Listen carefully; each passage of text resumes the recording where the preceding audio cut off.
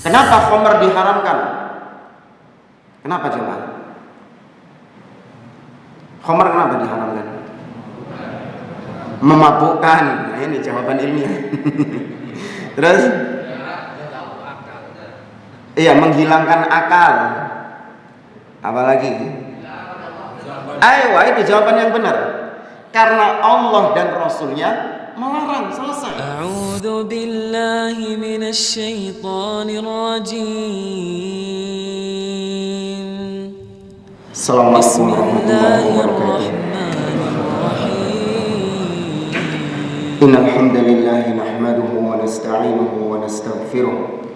ونعوذ بالله تعالى من شرور أنفسنا ومن سيئات أعمالنا من يهده الله فلا مضل له ومن يضلل فلا هادي له وأشهد أن لا إله إلا الله وحده لا شريك له وأشهد أن محمدا عبده ورسوله يا أيها الذين آمنوا اتقوا الله حق تقاته ولا تموتن إلا وأنتم مسلمون يا أيها الناس اتقوا ربكم الذي خلقكم من نفس واحدة وخلق منها زوجها وبث منهما رجالا كثيرا ونساء واتقوا الله الذي تساءلون به والأرحام إن الله كان عليكم رقيبا يا أيها الذين آمنوا اتقوا الله وقولوا قولا سديدا يصلح لكم أعمالكم ويغفر لكم ذنوبكم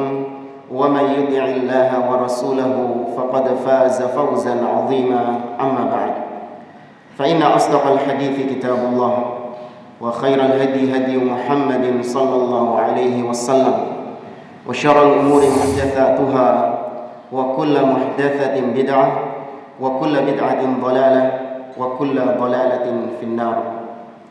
Ma'asyiral muslimin, para jamaah sekalian yang dimuliakan Allah Subhanahu wa taala. Yang pertama, Nabi sallallahu alaihi wasallam bersabda, la yashkurullah man la yashkurun nas. Tidaklah bersyukur kepada Allah seseorang yang tidak berterima kasih kepada manusia yang lain. Maka dengan ini kami ucapkan jazahumullahu khairan. Yang pertama kepada DKM Masjid Ridwan Pamekasan, kemudian kepada kawan-kawan MBI Pamekasan dan seluruh orang-orang yang terlibat dalam terselenggaranya kegiatan ini, yang Allah Subhanahu wa taala yang mengetahui siapa saja di antara mereka yang terlibat. Namun yang pasti Allah Subhanahu wa taala, semoga Allah Subhanahu wa taala membalas kebaikan-kebaikan mereka dengan berlipat ganda dan membalas dengan surganya.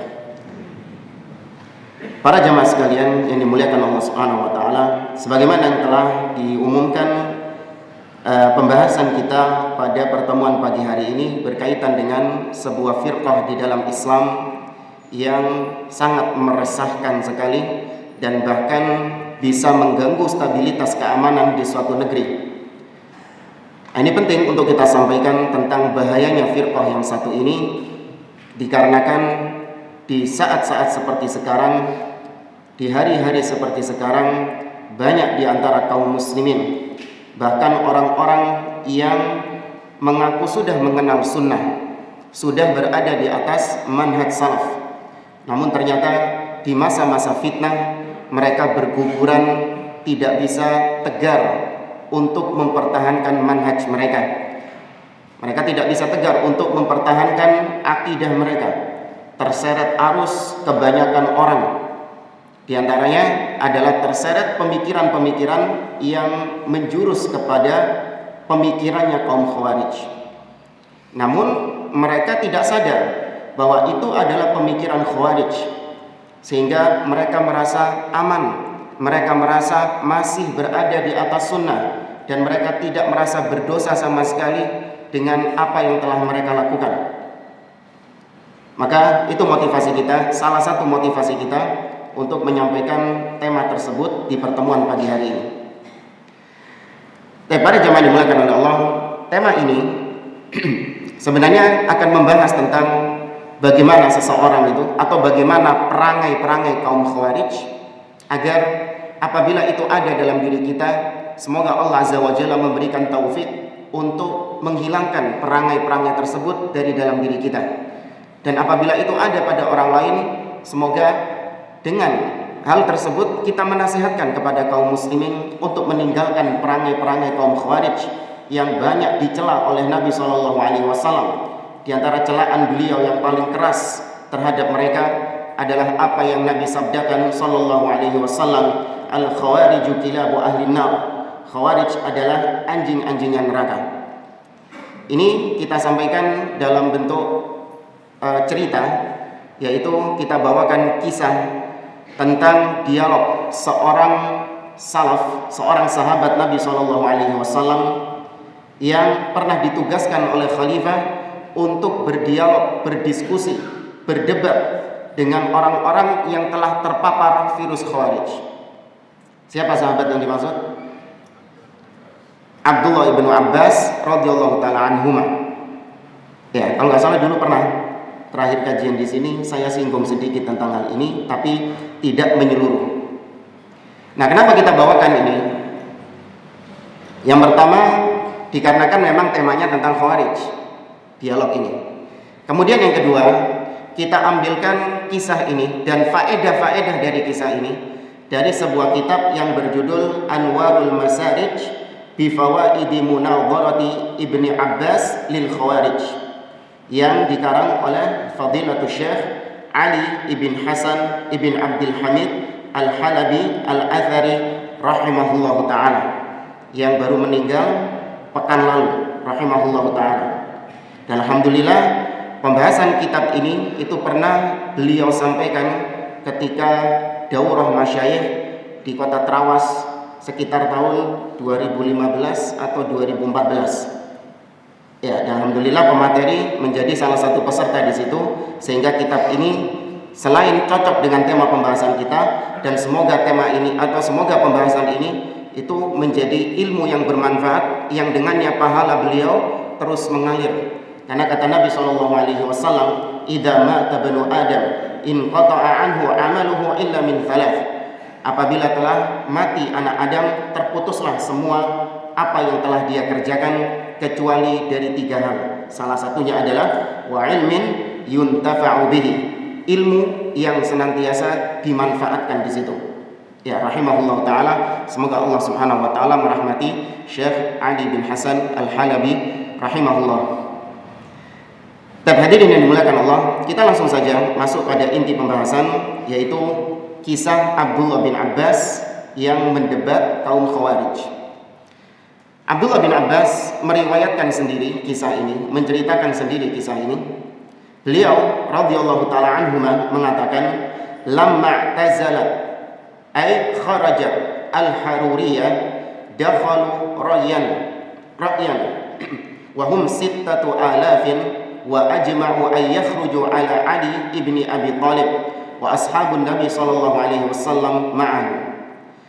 Abdullah bin Abbas menceritakan, dahulu ketika orang-orang Haruriyah memisahkan diri, mereka keluar dari kepemimpinan Ali bin Abi Thalib dan bertekad untuk memerangi Ali bin Abi Thalib dan para sahabat-sahabat yang bersama Ali bin Abi Thalib. Kata-kata Al-Haruriyah itu diambil dari sebuah tempat di Irak namanya Harura. Namanya Harura. Harura ini sebuah tempat yang dijadikan oleh orang-orang Khawarij sebagai base camp mereka, sebagai markas mereka. Mereka berkumpul di sana, dan mereka ngumpul-ngumpulnya di Harura itu, tempat namanya Harura. Karena ya Khawarij nama lainnya adalah Haruriyah. Anda kalau baca kitab-kitab para ulama, nama lain Khawarij adalah Haruriyah. Ini juga seperti yang dikisahkan oleh Aisyah radhiyallahu taala anha. Beliau pernah ditanya oleh seorang wanita yang bernama Mu'adzah bintu Abdillah. Mu'adzah bintu Abdillah ini tanya kepada Aisyah radhiyallahu anha. Kata Aisyah ini seorang ulama dari kalangan wanita. Beliau sering ditanya tentang permasalahan-permasalahan agama. Mu'adzah ini bertanya kepada Aisyah, "Ma balul haid taqdi shaum wala taqdi shalah?" Wahai Aisyah, kenapa sih wanita yang haid disuruh untuk mengqadha puasa, tapi tidak disuruh untuk mengqadha salatnya. Itu cuma bertanya gitu tok. Bertanya seperti itu kepada Aisyah. Antum tahu apa jawabannya Aisyah? Setelah mendengar pertanyaan seperti ini, Aisyah balik bertanya kepada Mu'adzah, "Aharuriyatun anti?" Apakah kau ini khawarij? Apakah kau ini seorang wanita khawarij? Cuman dengan pertanyaan saja, Aisyah ini sudah mendeteksi kalau orang ini tuh punya pemikiran-pemikiran khawarij. Karena di antara firqah yang mewajibkan untuk tetap mengqadha salat adalah khawarij. Di zaman tersebut firqah yang mewajibkan wanita yang haid, selain dia tetap mengqadha puasa, dia harus mengqadha salat. Alasannya kenapa? Salat sama puasa ini lebih tinggi mana ininya? Salat harusnya. Masa puasanya tok yang diqadha, sedangkan salat ini adalah tiang agama, kok nggak diqadha? Itu pemikirannya khawarij. Maka dengan pertanyaan seperti itu, Aisyah sudah mencium aroma-aroma khawarij dari wanita ini. Tapi wanita ini menjawab, "Lastu biharuriyah, walakinni as'al." Oh enggak, aku bukan seorang wanita khawarij kok. Aku cuman bertanya saja. Heran. Maka Aisyah radhiyallahu taala anha mengatakan, "Kana yusibuna dzalik." Dulu kami wanita-wanita di zaman Nabi SAW, kami mengalami haid. Fa nu'mar bi qada'is shaum wa la nu'mar bi qada'is shalah. Dan kami oleh Nabi hanya diperintahkan untuk mengqadha puasa, tapi kami tidak diperintahkan untuk mengqadha salat. Jadi jawaban Aisyah simpel. Ya memang seperti itu syariatnya. Enggak usah kau mencari dalil-dalil yang ilmiah. Ya kebiasaan orang kan gitu. Kenapa sih kita kok diperintahkan begini, enggak diperintahkan begini? Cari dalil-dalil yang ilmiah. Enggak usah. Jelaskan saja memang syariatnya seperti itu. Kenapa khamr diharamkan? Kenapa jemaah? Khamr kenapa diharamkan? Memabukkan. Nah, ini jawaban ilmiah. Terus? Iya, menghilangkan akal. Apalagi? Ayo, itu jawaban yang benar. Karena Allah dan Rasulnya melarang, selesai. Iya. Karena ada juga khamr-khamr yang tidak sampai memabukkan. Benar nggak? Khamr yang kadar alkoholnya cuma sedikit misalnya. Nah, itu ada orang yang minum khamr seperti itu, nggak mabuk dia, fresh, masih sadar. Tapi tetap apa hukumnya? Haram. Maka kalau ditanya kenapa kok Allah melarang ini? Yes, memang syariatnya begitu. Kenapa Allah melarang kita mengkonsumsi babi? Nggak usah jawaban-jawaban yang diplomatis. Oh iya, karena babi ada cacing pitanya, karena babi ada ininya, karena babi DNA-nya itu begini. Gak usah yang jawaban-jawaban seperti ini. Karena Allah dan Rasulnya melarang. Selesai. Ya, kau mau ngotot seperti apapun gak bisa. Karena nanti kalau kayak gitu, karena babi ini ada cacingnya, nanti ada teknologi di mana babi itu dimasak, cacing-cacingnya hilang, virus-virusnya hilang. Bahkan tim medis sudah memvonis ini babi steril misalnya. Mau nggak antum makan? Steril loh ini, nggak ada kumannya, nggak ada bakterinya, fresh. Tetap nggak boleh, karena Allah dan Rasulnya melarang. Maka dari jawaban Aisyah ini terlihat ya bagaimana pemahaman para salaf, pemahaman para sahabat dalam menjawab pertanyaan-pertanyaan yang seperti itu diarahkan kepada syariat Allah Subhanahu Wa Taala, tidak dijawab dengan jawaban-jawaban yang diplomatis. Tapi intinya, lihat Aisyah, hanya dari pertanyaan itu saja dia sudah mencium aroma khawarij. Ada perangai-perangai khawarij di situ. Nah ini nanti yang juga jadi pembahasan kita adalah seorang itu sudah terjatuh ke dalam perbuatan khawarij hanya dengan lisannya saja. Hanya dengan lisannya saja. Karena ada syubhat dari sebagian orang, Khawarij itu yang memberontak kepada pemimpin, Ustaz. Khawarij itu yang mengangkat senjata, mengkudeta, melengsarkan pemimpin, itu namanya Khawarij. Tapi kalau cuma sekedar mencela pemimpin di medsos, mengkritik pemimpin di mimbar-mimbar, menjuluki pemimpin dengan julukan-julukan yang buruk, ini nggak bisa antum katakan khawarij. Ada syubhat seperti itu. Maka nanti dibantah oleh para ulama. Enggak, hanya dengan lisan, hanya lewat mimbar atau cuma lewat medsos saja seorang bisa jatuh ke dalam perbuatan khawarij. Nah, tapi kita lanjutkan dulu kisah Abdullah bin Abbas radhiyallahu anhu. Kata beliau, wa kana la yazalu yaji'u insanun ja'ala ya'tihi ar-rajul fayaqulu ya amiral mu'minin innal qauma kharijuna 'alaika. Ali bin Abi Thalib itu sering kedatangan orang. Ya, orang-orang itu sering datang kepada Ali bin Abi Thalib mengeluhkan tentang keberadaan kaum Khawarij.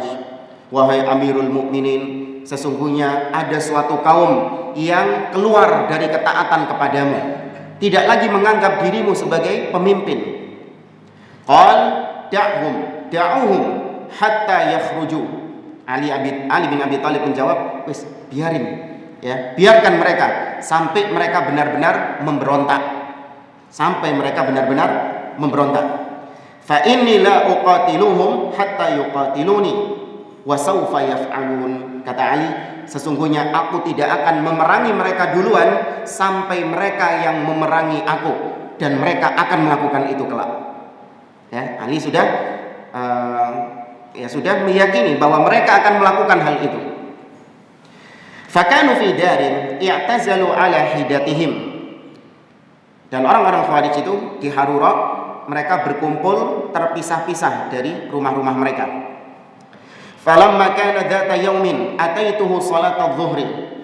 Ketika suatu hari, kata Abdullah bin Abbas, aku mendatangi Ali bin Abi Thalib di waktu salat zuhur.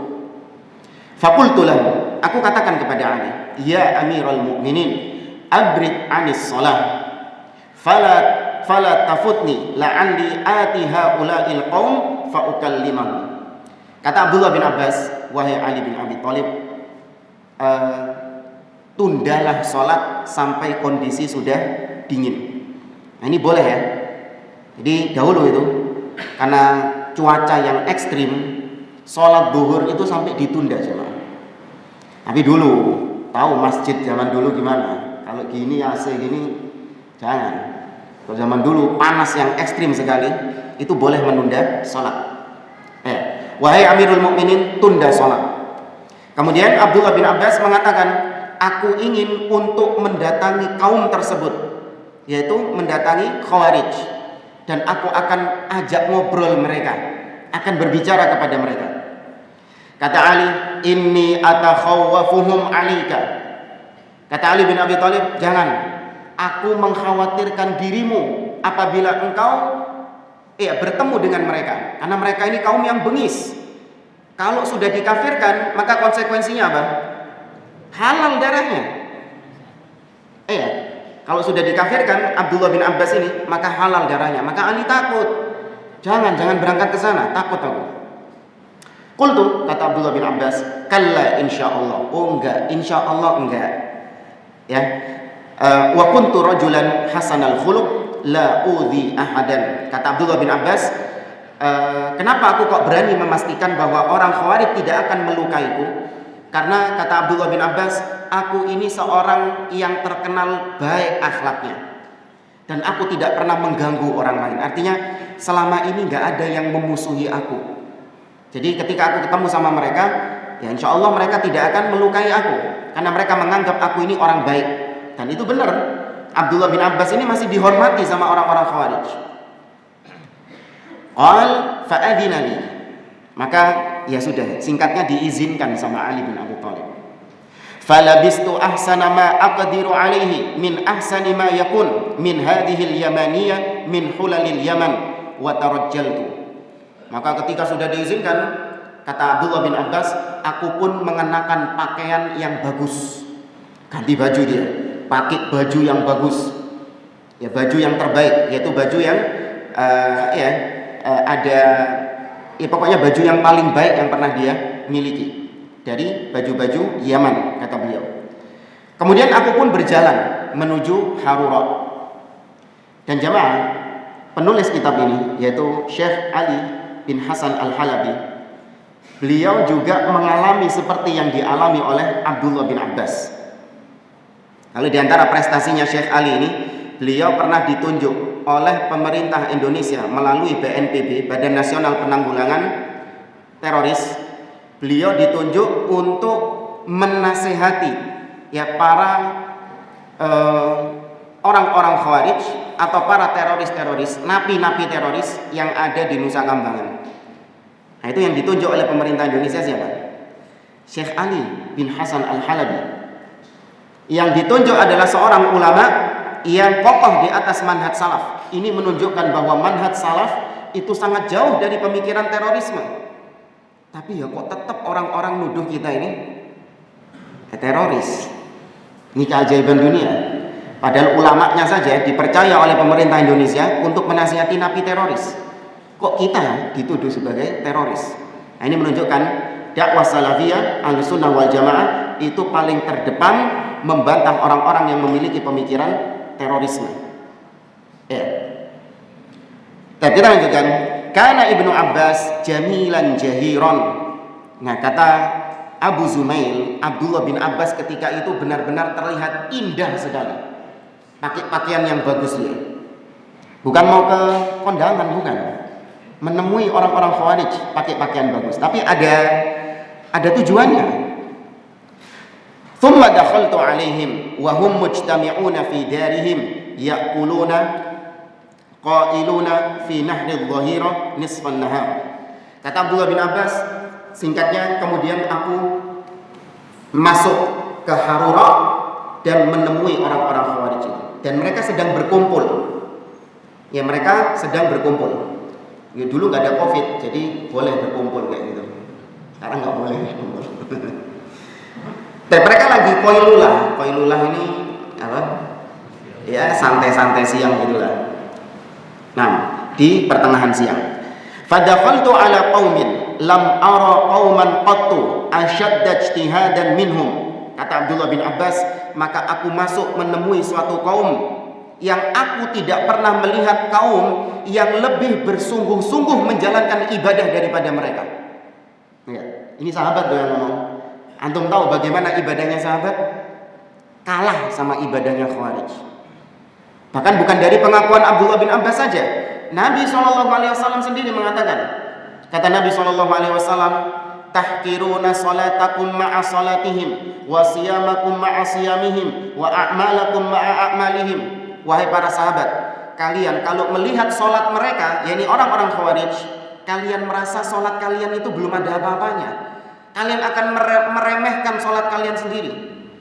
Ketika kalian melihat puasa mereka, kalian meremehkan puasa kalian sendiri. Dan ketika kalian melihat amalan mereka, kalian meremehkan amalan kalian sendiri. Itu sahabat. Apalagi kita. Tapi dalam Islam itu bukan banyak-banyakan ibadah. Dalam Islam ukurannya adalah sebagaimana Allah sebutkan, huwallazi khalaqal mauta wal hayata liyabluwakum ayyukum ahsanu amala. Yang terbaik, ya, bukan yang aktsaru amala, tapi ahsanu amala. Ya, ahsanu amala kata Imam Ibnu Katsir yaitu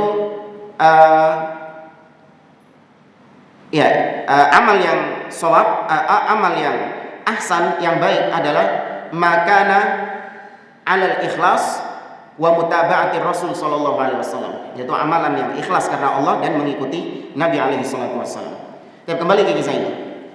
Aidihim wa rukabuhum ka'annaha tafinul ibil. Tangan-tangan mereka, dengkul-dengkul mereka, lutut-lutut mereka itu seperti dengkulnya unta, lututnya unta. Orang-orang Khawarij itu tangannya itu apa? Ngapal, tahu ngapal? Keras seperti unta, dengkulnya keras seperti unta. Kenapa? Banyak sujud kepada Allah Subhanahu wa taala sampai seperti itu. Wa wujuhuhum mu'allamatun qarihat. Wajah-wajah mereka itu banyak yang terluka. Terluka di sini karena dulu sholatnya bukan pakai karpet, bukan pakai tekel gini, enggak. Sujud ya kena batu, ada goresan-goresan sehingga wajah mereka itu terluka. Ya, ada luka-lukanya gitu. Min athari sujud, dari bekas sujud-sujud mereka. Alaihim qumusun murahhadatun musyammirina musahhama. Ya, kata beliau, baju-baju mereka itu ya baju-baju yang apa ya? Sudah usang gitu loh. Iya, baju-baju yang sudah usang itu. Sampai-sampai bajunya ada yang robek karena mereka ini menerapkan zuhud. Nah, makanya Abdullah bin Abbas tadi pakai baju yang bagus. Karena mereka ini punya konsep zuhud yang salah. Karena menurut mereka orang yang zuhud itu adalah orang yang meninggalkan dunia dan nikmat-nikmatnya. Tidak mau dengan kenikmatan dunia dan tidak mau dengan kelezatan dunia. Semakin compang-camping, semakin bambung, semakin gelandangan, semakin zuhud. Ya, semakin apek baunya, semakin zuhud. Iya, seperti sebagian kalangan tasawuf. Ada miripnya dengan kalangan sufi. Mereka orang-orang yang giat melakukan ibadah sehingga mereka sering menyingsingkan lengan mereka karena saking giatnya menjalankan ibadah. Wujuhuhum minas sahar, musahhamatun wujuhuhum minas sahar, dan wajah-wajah mereka itu kelihatan kurang tidur gitu loh. Iya, lesu gitu karena kurang tidur. Bahkan disebutkan dalam riwayat yang lain banyak garis-garis di wajah mereka, yaitu bekas nangis. Orang kalau nangis, kalau wajahnya kotor kemudian nangis, nah kalau air matanya kering itu kan ada bekasnya. Nah, itu wajah-wajahnya orang Khawarij seperti itu. Ya. Jadi ini salah satu ciri Khawarij, mereka giat melaksanakan ibadah, namun kata Nabi SAW, yamruquna minad-din kama yamruqus sahmu minar ramiyah. Tapi jangan dibalik, jangan disalahartikan. Oh, berarti ciri Khawarij itu yang giat beribadah, Ustaz. Ini juga salah. Nabi menyampaikan itu bahwa orang-orang Khawarij itu giat beribadah bukan dalam rangka untuk memberikan ciri khas Khawarij itu adalah yang giat beribadah.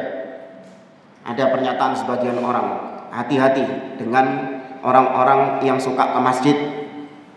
Ya, orang-orang yang suka mengamalkan sunnah. Ya, orang-orang yang berpenampilan islami. Karena orang-orang Khawarij itu kata Nabi, sholatnya giat, tiap azan langsung berangkat ke masjid. Nah, ini patut dicurigai dia ini Khawarij. Salah. Nabi ngomong kayak gitu itu bukan untuk memberikan label seperti itu kepada Khawarij, tapi mewanti-wanti kita agar kita jangan tertipu dengan orang yang sholatnya banyak, puasanya banyak, namun tidak melihat pemikirannya bagaimana. Paham jamaah? Ahlussunnah pertengahan. Ya, jangan tertipu dengan sholatnya, jangan tertipu dengan puasanya, jangan tertipu dengan retorikanya, tapi lihat bagaimana akidahnya.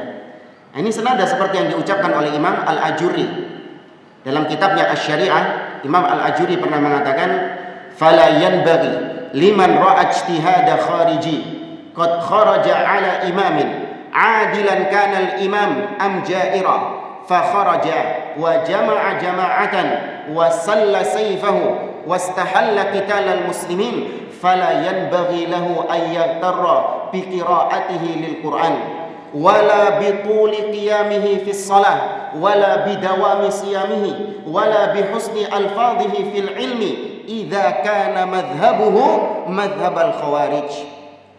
Kata Imam Al-Ajuri, enggak boleh, enggak pantas bagi seorang muslim ketika melihat ada orang yang jelas-jelas dia ini punya pemikiran Khawarij. Bagaimana pemikiran Khawarij? Qad kharaja 'ala imam. Dia memberontak kepada penguasa. Entah penguasa yang adil atau penguasa yang zalim. Selama masih muslim, haram hukumnya untuk diberontak.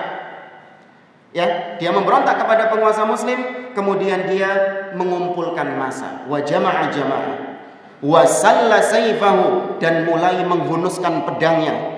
Ya, wastahalla qitalal muslimin, mulai menghalalkan peperangan kepada kaum muslimin. Maka jangan tertipu, kata beliau, jangan tertipu dengan indahnya bacaan Quran yang dia ucapkan, yang dia baca. Jangan tertipu dengan panjangnya sholat yang dia kerjakan.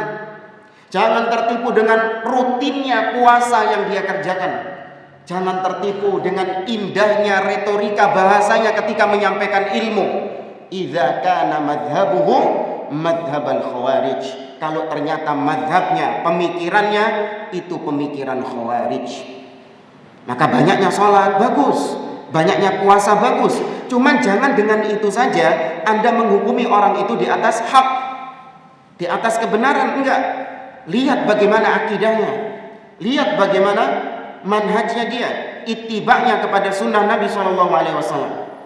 Ya, kalau orang sekarang enggak, fulan masya Allah, sholatnya rajin, puasanya rajin, iya bagus. Tapi pemikirannya gimana? Waduh iya, dia mengkafirkan penguasa, dia suka menjelek-jelekkan. Tinggalkan. Iya, tinggalkan orang-orang seperti ini. Meskipun sholatnya banyak, itu untuk dirinya. Ya. Kita kembali ke kisah Abdullah bin Abbas. Fadakhaltu fasallamtu alaihim.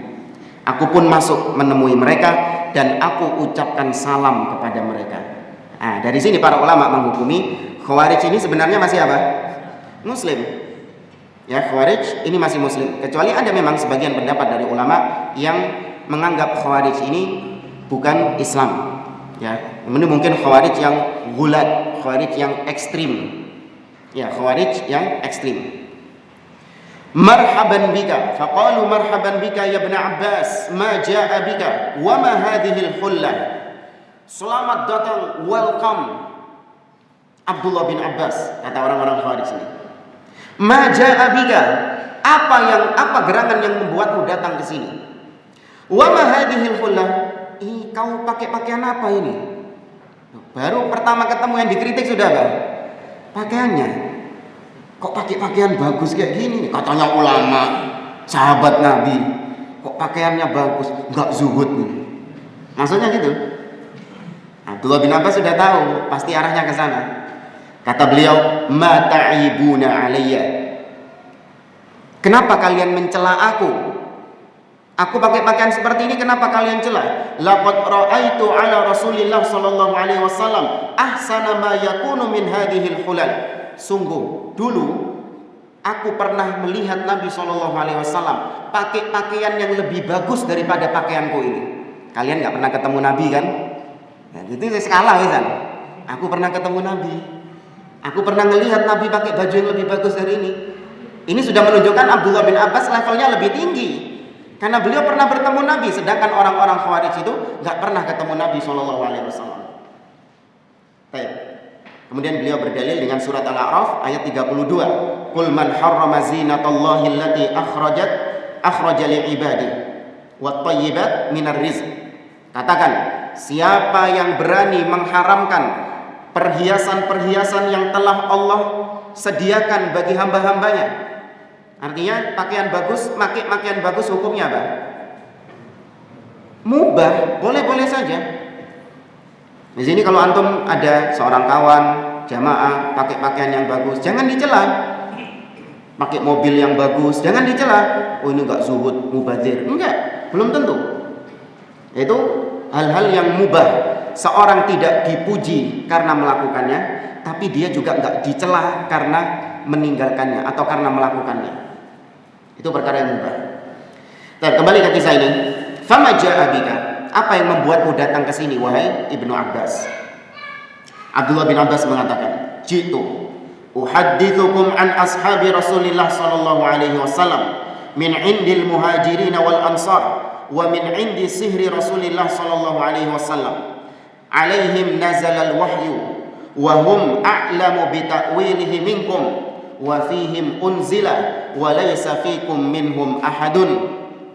Kata Abdullah bin Abbas, aku datang ya untuk menyampaikan kepada kalian dari para sahabat Rasul sallallahu alaihi wasallam, dari sisi orang Muhajirin dan orang-orang Ansar, dan dari sepupunya Nabi, maksudnya Ali bin Abi Thalib.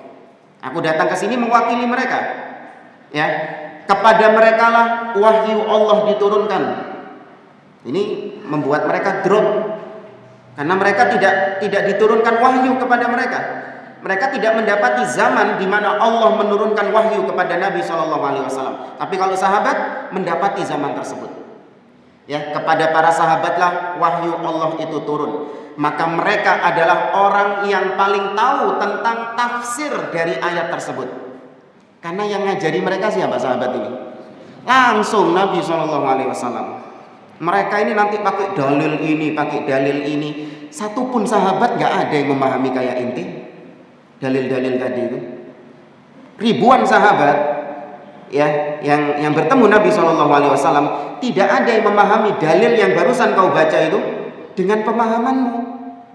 Itu maksudnya Abdullah bin Abbas. Permulaannya kayak gini. Kepada mereka lah ya ayat-ayat Allah itu turun, tapi kok aku tidak melihat seorang pun sahabat di barisan kalian. Ini cirinya Khawarij, tidak ada ahli ilmu, tidak ada seorang pun ulama yang berada di barisan mereka. Yang ada para ulama. Kalau ulama nggak ada, dari dulu sampai sekarang nggak ada para ulama. Ya, itu cirinya Khawarij. Abdullah bin Abbas mendapati ada 6.000 orang Khawarij di Harura itu, satu pun nggak ada sahabat Nabi. Dari situ kan sudah tahu ini kelompok nggak bener ini.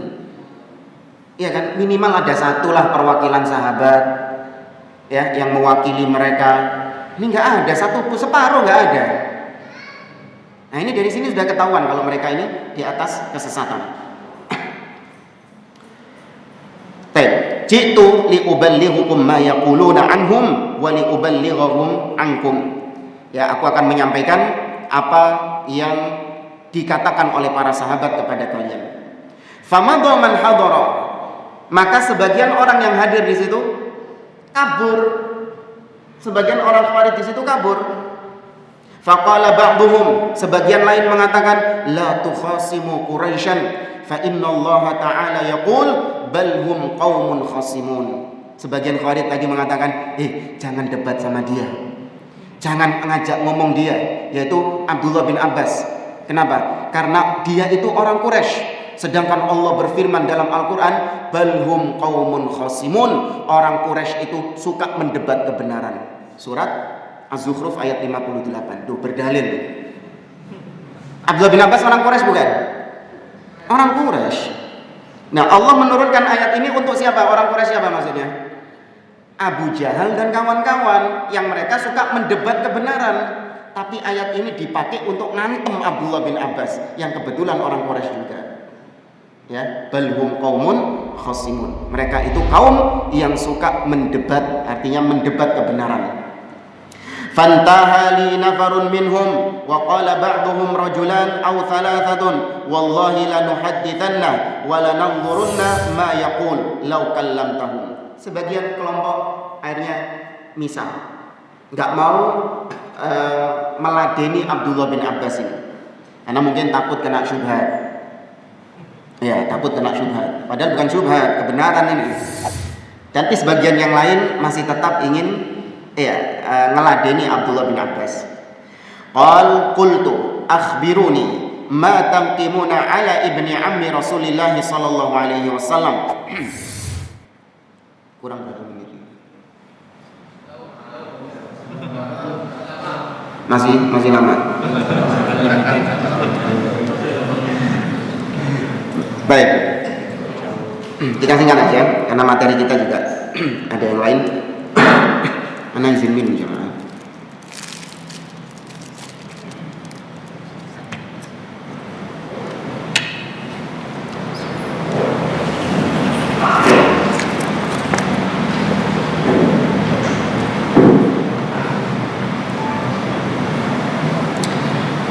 Kita lanjutkan. Abdullah bin Abbas langsung pada inti permasalahan. Beliau bertanya kepada orang-orang Khawarij, apa gerangan yang menyebabkan kalian ini kok benci kepada Ali? Lima tukaffiruna Aliyan? Kenapa kalian mengkafirkan Ali bin Abi Thalib? Qalu, mereka mengatakan nukaffiru Aliyan li thalath. Kami mengkafirkan Ali bin Abi Thalib karena 3 alasan. Ya, kata Abdullah bin Abbas, wa ma hiya? Apa 3 alasan itu? Al-ula, yang pertama, nukaffiru Aliyan li'annahu hakkama ar-rijala fi dinillah wallahu ta'ala yaqulu inil hukmu illa lillah. kami mengkafirkan Ali bin Abi Thalib karena dia ini menjadikan manusia sebagai hakim. Menjadikan manusia sebagai hakim, padahal seharusnya yang memberikan perkara, memberikan putusan perkara itu Allah Subhanahu wa taala. Karena Allah berfirman, "Inil hukmu illa lillah." Tidak boleh ada yang memutuskan hukum kecuali Allah Subhanahu wa taala. Nah, ini kisahnya ketika terjadi tahkim antara pihak Ali dengan pihak siapa? Muawiyah bin Abi Sufyan. Perang apa itu? Siffin. Ya, ketika selesai perang Siffin, Ali bin Abi Thalib mengutus utusannya yang bernama Abu Musa al-Asy'ari. Nah, Ali bin Abi Thalib mengutus Abu Musa al-Asy'ari. Sedangkan Muawiyah mengutus Amr ibn al-As radhiyallahu ta'ala anhuma untuk memutuskan perkara. Wis, hukumnya tak serahkan kepada kalian. Paham enggak maksudnya? Ali menyerahkan putusan hukum kepada manusia, yaitu Abu Musa. Muawiyah menyerahkan putusan hukum kepada manusia juga, yaitu Amr ibn al-As. Nah, ini kata Khawarij, kafir itu. Harusnya yang memutuskan hukum siapa? Allah Subhanahu wa taala. Dalilnya benar, inil hukmu illa lillah. Adapun yang kedua nanti dibantah sama Abdullah bin Abbas. Ini syubhatnya dulu. Yang kedua, qatala aqwaman wa lam yasbi nisa'ahum wa lam yaghnam amwalahum. Fala in kanu muslimin faqad hurrima alaihi qitaluhum wa la in kanu kuffara faqad halat lahu nisa'uhum wa amwaluhum. Kata mereka, Ali ini aneh. Ali ini aneh. Ali memerangi suatu kaum, maksudnya perang Jamal. Perang Jamal ini ngelawan siapa? Aisyah. Siapa sahabat yang terlibat dalam perang Jamal melawan Ali? Aisyah, Talha bin Ubaidillah dan Az-Zubair ibn al-Awwam. Ali memerangi suatu kaum di perang Jamal ini, tapi Ali ini aneh.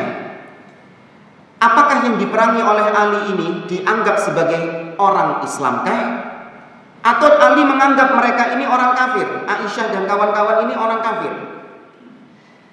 Kenapa Ali bin Abi Thalib selesai peperangan tidak menawan Aisyah sebagai tawanan perang? Dan kenapa harta rampasan perangnya nggak diambil sama Ali? Kalau memang itu kafir loh ya. Kalau menurut Ali Aisyah ini kafir, harusnya selesai perang Ali menang kan? Aisyah dijadikan apa? Tawanan. Kemudian hartanya dijadikan ghanimah. Tapi Ali bin Abi Thalib malah melepaskan Aisyah, bahkan menyuruh Aisyah kembali pulang ke Mekah. Disuruh pulang ke Mekah. Tapi kalau menurut Ali yang diperangi itu adalah orang muslim, maka Ali berdosa, haram memerangi orang muslim itu. Paham enggak syubhatnya gimana? Bingung? Ulangi ya. Dan perang Jamal itu antara pihaknya Ali dengan pihaknya Aisyah, Talha dan Az-Zubair. Nah, Ali ketika memerangi Aisyah ini, Ali menganggap Aisyah ini kafirkah atau muslim? Sampai sini paham? Ya. Kalau menurut Ali, Aisyah ini masih muslim, pasukannya Aisyah ini masih muslim, maka Ali telah berbuat sesuatu yang haram karena nggak boleh memerangi muslim. Bener nggak? Iya.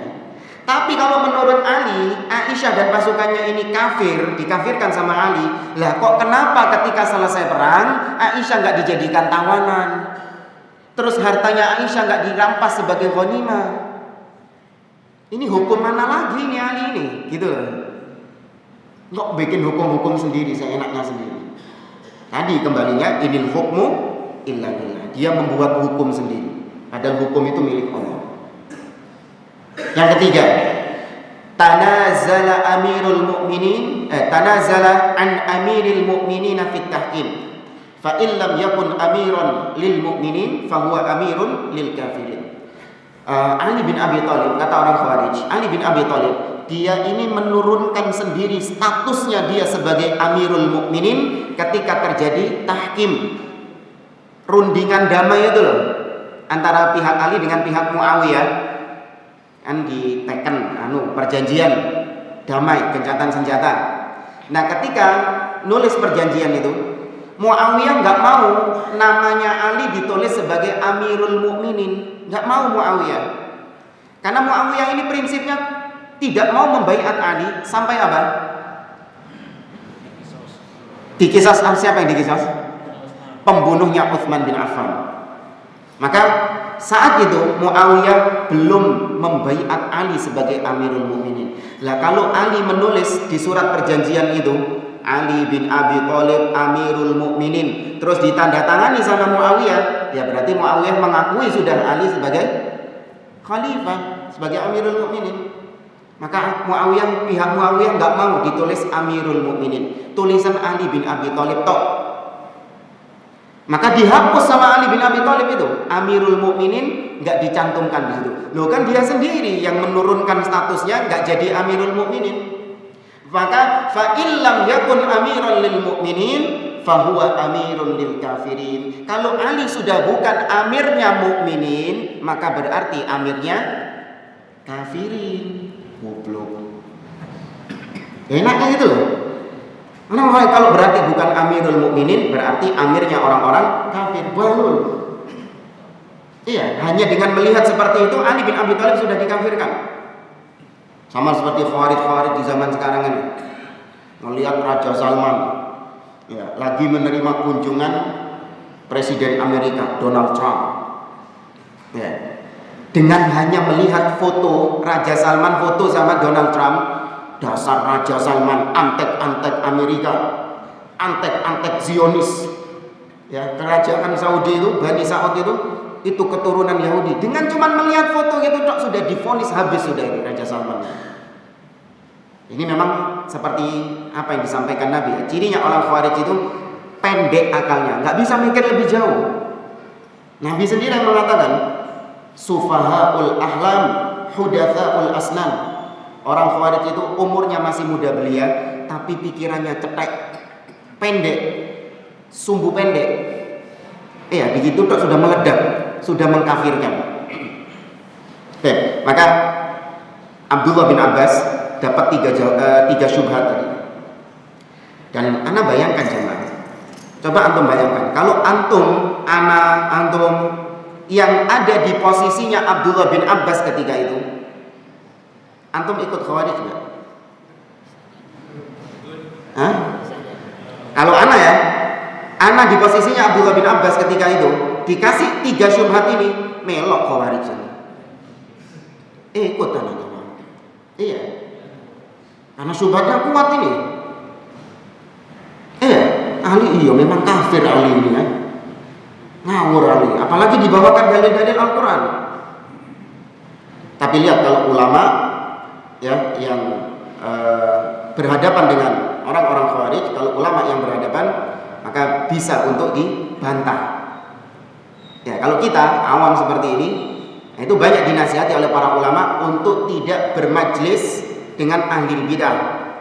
Karena kalau bermajlis dengan ahli bidah, mendengarkan ocehan-ocehan mereka, mendengarkan syubhat-syubhat mereka, ini dikhawatirkan akan terpengaruh dengan mereka. Salah satunya Abdullah bin Abbas yang keras mengatakan, la tujalisu ahlal bidah. Jangan kalian duduk bermajlis dengan ahlul bidah. Fa inna mujalasatahum mumridatun lil qulub. Karena duduk dengan ahli bidah bisa membuat hati berpenyakit. Bahkan seorang ulama salaf yang bernama Amr ibn Ubaid rahimahullah, beliau pernah mengatakan, li an yujawirani al-qiradatu wal khanazir ahabbu ilayya min an yujawirani ahadun min ashabil ahwa. Sungguh aku bertetangga dengan kera-kera, bedes, dan dengan babi-babi lebih mending bagiku daripada aku bertetangga dengan ahli bidah. Maksudnya di sini ahli bidah yang memerangi sunnah, yang suka menebarkan syubhat. Ya, tapi kalau ahli bid'ah yang awam, nah ini kita masih bertetangga dengan mereka karena mereka ini hanya sekedar ikut-ikutan saja. Tapi kalau sudah tokohnya, pentolannya yang suka menebarkan syubhat, nah maka ini hati-hati antum kalau bertetangga sama orang-orang seperti ini. Ya, kalau awam-awamnya ya ditarik, karena mereka sejatinya masih di atas fitrahnya. Mereka masih di atas fitrahnya orang-orang awam ini. Kalau ditanya apa akidah Anda? Ana akidahnya Asy'ariyah. Ya. Allah berada di mana? Allah enggak di atas. Ya, Allah tidak bertempat, Allah tidak berarah. Ngomongnya gitu. Tapi fitrah mereka enggak bisa bohong. Ya. Demi Allah, tangannya enggak bisa bohong. Tetap di atas fitrahnya dia. Ya, maka orang-orang awam ini sebenarnya masih di atas fitrah. Mereka mengatakan kita serahkan kepada yang di atas. Ya, bahkan ada kajian, ya ada acara mengetuk pintu-pintu langit. Acara doa bersama, tapi nama acaranya mengetuk pintu-pintu langit. Ilawangi sopo sing mbok ketuk itu di langit itu. Katanya menolak Allah di atas, tapi kok ngetuk-ngetuk pintu langit. Ya. Ini mereka sejatinya masih di atas fitrah. Maka kita dakwahi mereka dengan adab, dengan akhlak. Semoga mereka kembali ke jalan sunnah. Kita lihat jawaban Abdullah bin Abbas radhiyallahu taala anhuma. Abdullah bin Abbas mengatakan, "Ara'aitum law ajabtukum bi ayatin min kitabillahi muhkamah wa bi haditsin li Rasulillah sallallahu alaihi wasallam wadih ata'udun?" Aku tanya kepada kalian, apabila aku menjawab syubhat kalian dengan ayat-ayat Al-Quran yang jelas dan dengan hadis-hadis Nabi SAW yang terang benderang, apa kalian janji mau rujuk dari perbuatan kalian, dari pemikiran kalian? Qalu Allahumma na'am.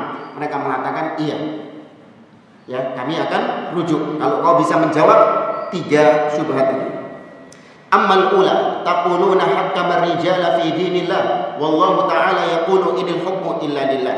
Adapun yang pertama tadi, kalian mengatakan Ali bin Abi Thalib kafir karena dia menyerahkan hukum kepada manusia, sedangkan yang boleh menentukan hukum adalah Allah Subhanahu wa taala. Ali bin Abi Thalib mengatakan, "Dullani billahi alaikum atahkimur rijal li hakmi dima'il muslimina aula am tahkimur rijal li arnab thamanuhu rub'u dirhamin aula." Coba terangkan kepadaku wahai orang-orang Khawarij, mana yang lebih utama? Ya, mana yang lebih utama? Menyerahkan hukum kepada manusia demi untuk meredam tertumpahnya darah kaum muslimin. Itu kan yang dilakukan Ali kan? Paham enggak maksudnya? Ali bin Abi Thalib ini menyerahkan hukum kepada Abu Musa dan kepada Amr ibn al-As, tujuannya untuk meredam gejolak supaya enggak terjadi lagi pertumpahan darah antara kaum muslimin. Itu tujuannya Ali. Mana yang lebih utama, perbuatan tadi atau menyerahkan hukum kepada manusia untuk menentukan hewan buruan kelinci yang dibunuh yang harganya cuma 1/4 dirham?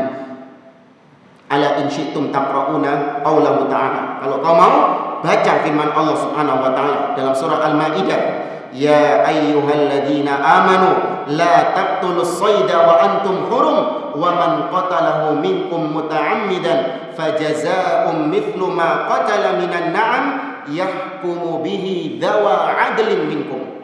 Wahai orang-orang yang beriman, jangan kalian membunuh hewan buruan ketika kalian berihram, ya enggak?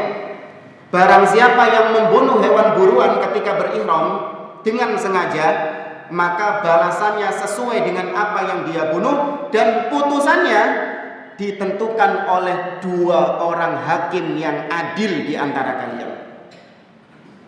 Ini kelinci dicontohkan sama Abdullah bin Abbas, kelinci buruan regane 1/4 dinar. Kalau dibunuh ketika pakai ihram, maka yang menyerahkan, yang menentukan putusannya siapa? Orang, manusia. Nek kelinci 1/4 dirham, Allah nyuruh menyerahkan hukumnya kepada manusia. Apalagi Ali yang urusannya lebih gawat dari cuma sekedar kelinci untuk meredam tertumpahnya darah kaum muslimin. Mana yang lebih utama? Meredam tertumpahnya darah kaum muslimin. Contoh lagi yang kedua, Abdullah bin Abbas, atahkimur rijal li habni dima'il muslimina aula am tahkimur rijal li islahi bainar rajuli wa imra'atihi aula. Mana yang lebih utama? Menyerahkan hukum kepada manusia untuk meredam tertumpahnya darah kaum muslimin, atau menyerahkan hukum kepada manusia untuk islah antara suami dan istri? Baca firman Allah Subhanahu wa taala dalam surah An-Nisa, kata Abdullah bin Abbas. Yaitu maksudnya firman Allah, wa in khiftum shiqaqa bainihima fab'athu hakaman min ahlihi wa hakaman min ahliha iyurida islaha yuwaffiqillahu bainahuma. Apabila kalian khawatir terjadi perceraian dalam rumah tangga, maka utuslah seorang hakim dari pihak suami dan seorang hakim dari pihak istri. Apabila mereka berdua memang mau islah, Allah berikan taufik kepada mereka untuk islah. Tuh, urusan rumah tangga yang cuma satu rumah saja, untuk menentukan putusannya Allah nyuruh siapa yang memutuskan?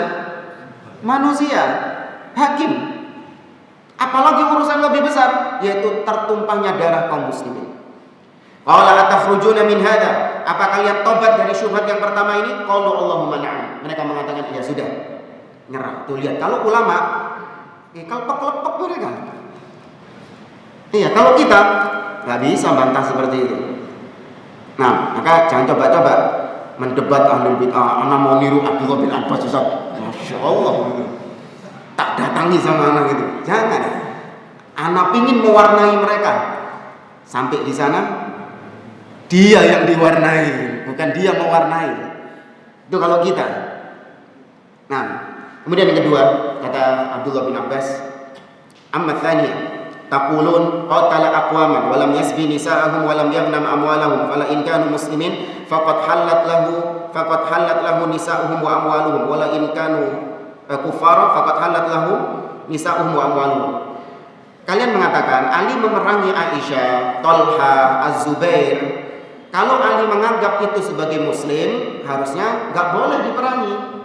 Tapi kalau ternyata Ali menganggap itu kafir, kenapa Aisyah nggak ditawan? Kok malah diculno, dilepaskan?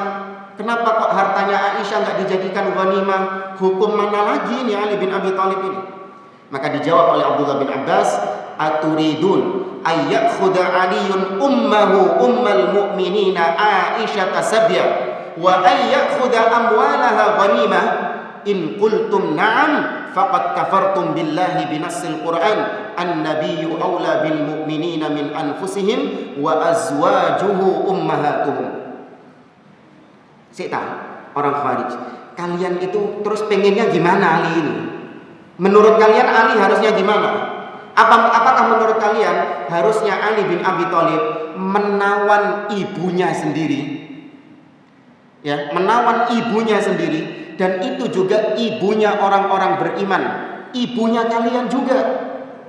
Apa kalian ridho Ali bin Abi Thalib menawan ibu kalian yang itu adalah ibunda orang-orang beriman, yaitu Aisyah?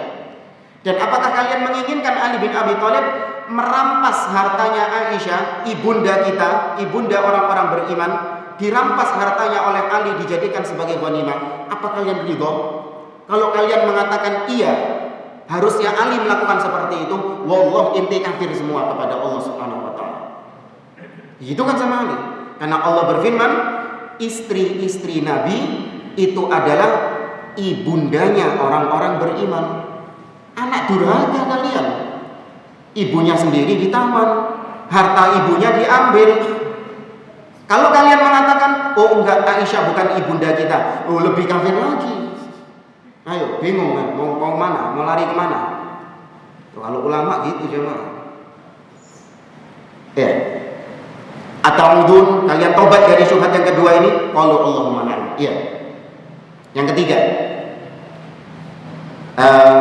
Yang ketiga apa tadi? Oh ya.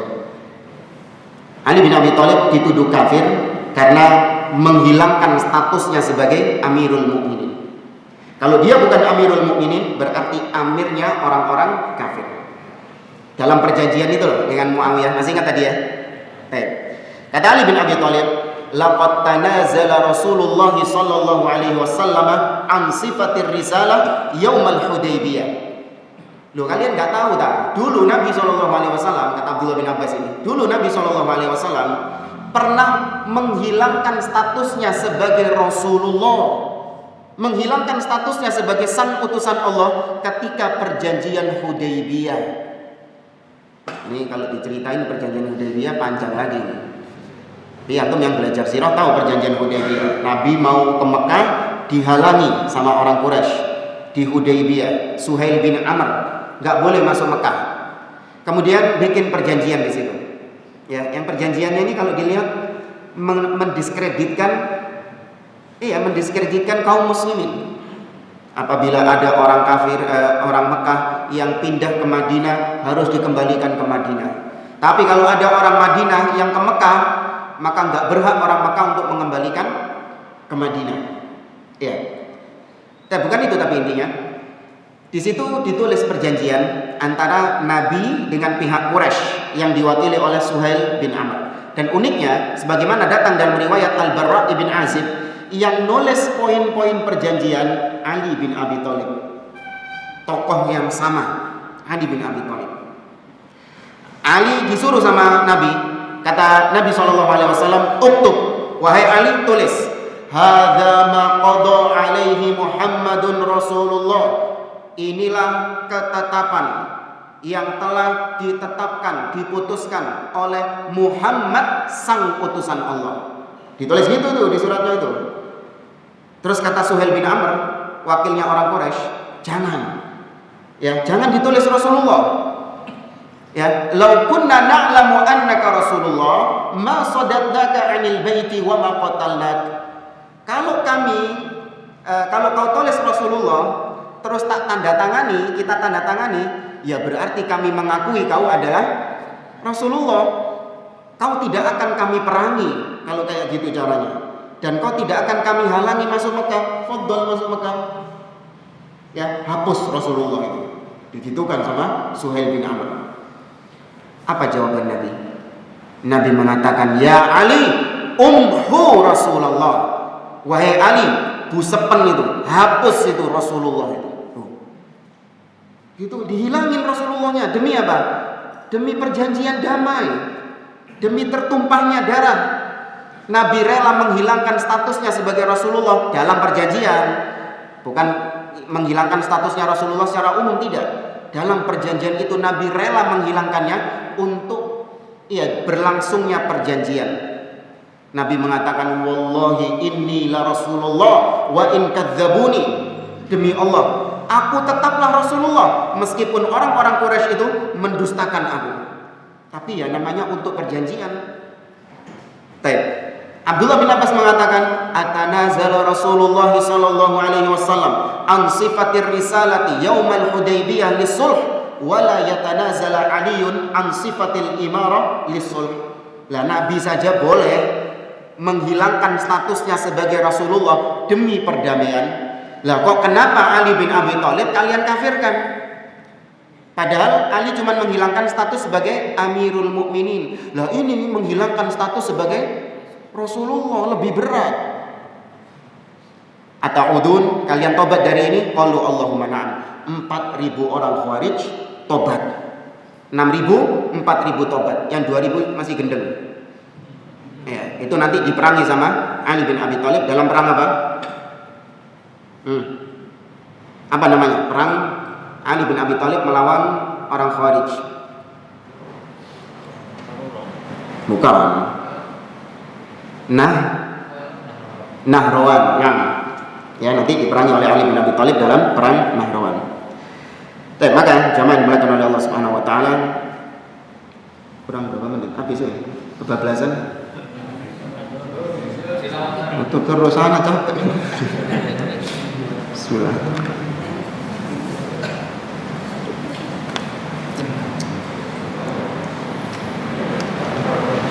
Tapi yang terakhir aja yang ingin kita sampaikan tadi, yaitu berkaitan dengan seorang itu sudah bisa jatuh dalam perbuatan Khawarij hanya dengan ucapan saja. Syubhat yang dilontarkan oleh sebagian orang, Khawarij itu hanya yang memberontak, yang megang senjata, yang turun ke jalan, melengsarkan penguasa, mengkudeta penguasa, itu baru namanya Khawarij. Tapi kalau cuma sekedar ngeritik-ngeritik, nyentil-nyentil sedikit pemimpin, penguasa di medsos, itu jangan dikatakan Khawarij.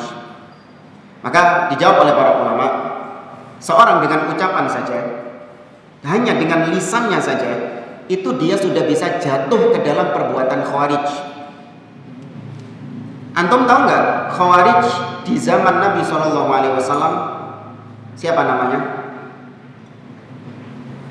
Nenek moyangnya Khawarij. Yang Nabi ketika bagi-bagi ghanimah, orang ini mengatakan kepada Nabi, ya Rasulullah, ya Muhammad, i'dil. Siapa itu? Dzul Khuwaisirah. Jelas kan? Nabi memvonis dia ini sebagai Khawarij. Hanya dengan apa? Ucapan, dengan lisan. Jadi Nabi kisahnya ketika itu bagi-bagi ghanimah, dia merasa pembagian Nabi ini gak adil. Maka dia mengkritik Nabi SAW di hadapan para sahabat-sahabat yang lain ketika itu. Ya, Nabi kan sebagai pemimpin kan? Ya Muhammad, i'dil. Wahai Muhammad, berlaku adillah. Hanya dengan ucapan, tidak pakai senjata loh. Gak ada riwayat kayak gitu. Dzul Khuwaisirah nodong senjata gini ke Rasulullah, enggak. Dan motivasinya dia bukan untuk melengsarkan Rasulullah sebagai penguasa, tidak. Tapi motivasinya dia karena tidak mendapatkan bagian ghanimah. Motivasinya karena dunia. Iya. Maka kalau ada orang yang menyempitkan Khawarij itu kalau dia pengen kekuasaan.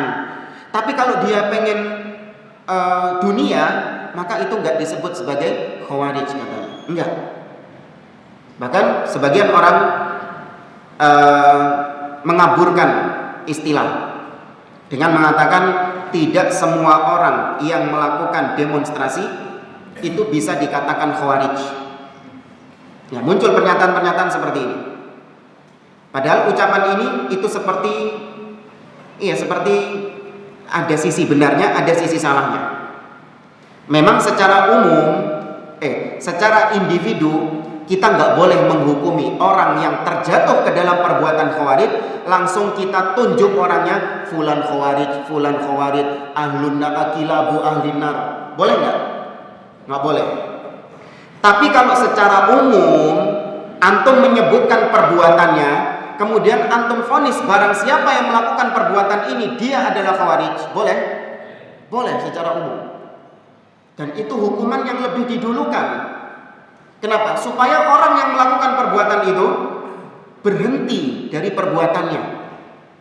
Maka yang didahulukan oleh para ulama, vonis secara umum lebih didahulukan daripada vonis secara khusus.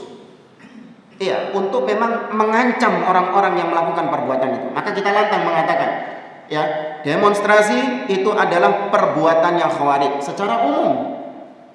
Adapun orang-orang yang tetangga kita misalnya, si Bejo, si Fulan ikut demonstrasi, ikut mencela-cela pemerintah, boleh nggak kita katakan dia ini Khawarij, anjing-anjing neraka?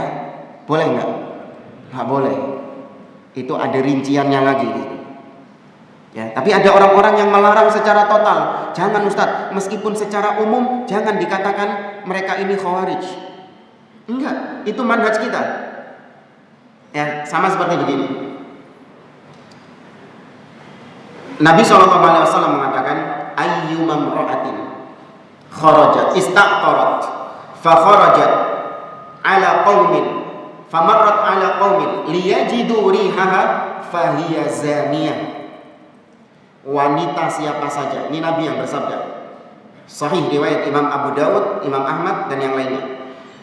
Nabi bersabda, wanita siapapun yang pakai parfum, ya, kemudian dia keluar rumah, dia lewat di hadapan suatu kaum agar kaum itu mencium aroma wanginya, maka wanita itu apa kata Nabi?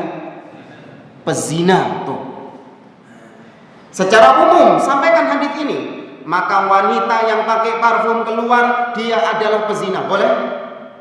Itu kalau nggak boleh ngeritik Nabi. Nggak boleh, itu salah Nabi. Kok seenaknya sendiri mengatakan wanita sebagai pezina? Ini hadis Nabi SAW. Maka boleh secara umum Anda mengatakan setiap wanita yang keluar pakai parfum kemudian wanginya dicium oleh suatu kaum, maka wanita itu adalah pezina. Tapi kalau ada tetangga antum perempuan lewat mambui wangi gitu, boleh nggak antum menuduh itu pezina itu? Boleh nggak? Jamaah, boleh nggak? Loh, kok ada yang bilang boleh? Jangan, hati-hati. Paham nggak maksudnya? Antum lagi duduk-duduk di rumah, tahu-tahu ada harim perempuan lewat, baunya wangi, masya Allah. Iya, baunya wangi sampai dalam kamar antum wangi itu baunya itu. Terus antum mengatakan kepada orang-orang, tadi ada pezina lewat. Siapa? Bu Fulanah itu. Itu pezina itu. Kenapa? Nabi bersabda barang siapa gitu. Boleh kan? Enggak boleh. Tapi sampaikan ancaman secara umum, biar yang melakukan perbuatan itu terancam dengan hadis Nabi. Iya, biar terancam dengan. Lah kalau yang antum sampaikan itu rinciannya, tidak semua wanita yang pakai parfum itu adalah pezina. Dia menggampangkan enggak? Menggampangkan. Iya, wanita-wanita yang suka pakai parfum ini akan bergampang-gampangan, bermudah-mudahan. Oh, tenang, kata Ustadz, enggak semua wanita yang pakai parfum itu pezina kok. Loh, malah bermudah-mudahan jadinya. Maka sampaikan yang umum dulu, baru kalau butuh rincian diperinci. Ayat yang lain, contoh yang lain ya. Nabi mengatakan ayatul munafik thalatha. Ciri orang munafik ada 3. Apa saja? Idza haddatsa kadzib. Kalau berbicara dia berdusta, bohong. Wa idza wa'ada akhlafa. Kalau berjanji dia ingkari. Wa idza tumina khana. Dan kalau dia diberi amanah dia berkhianat. Kalau ada satu ciri, ada teman kita misalnya berdusta dia, jelas-jelas berdusta dia, dan dia mengaku saya berdusta, boleh nggak antum langsung vonis dia ini munafik, berlaku ayat-ayat munafik, innal munafiqina fid darkil asfali minan nar, sesungguhnya orang-orang munafik itu berada di kerak neraka yang terbawah. Boleh nggak? Nggak boleh. Nggak semua orang yang berdusta itu boleh antum vonis sebagai munafik, tapi setidaknya ada perangai-perangai munafik pada dirinya untuk antum waspada. Paham di sini jamaah? Nah, sampaikan vonis secara umum, yang berdusta itu munafik. Iya, sampaikan vonis secara umum nggak apa-apa. Siapa saja yang berdusta maka dia munafik. Siapa saja yang berjanji tidak ditepati dia munafik. Siapa saja yang diberi amanah dia berkhianat dia munafik secara umum. Sehingga orang yang suka berdusta itu takut, terancam dengan hadis itu. Ya, jangan kebalik. Yang antum bawakan adalah rinciannya. Tidak semua orang yang berdusta itu munafik. Oh, nggak apa-apa berarti berdusta. Kan nggak mesti munafik. Tuh. Nah, dalam sehari-hari saja, merokok dapat menyebabkan kanker, serangan jantung, impotensi dan lain sebagainya.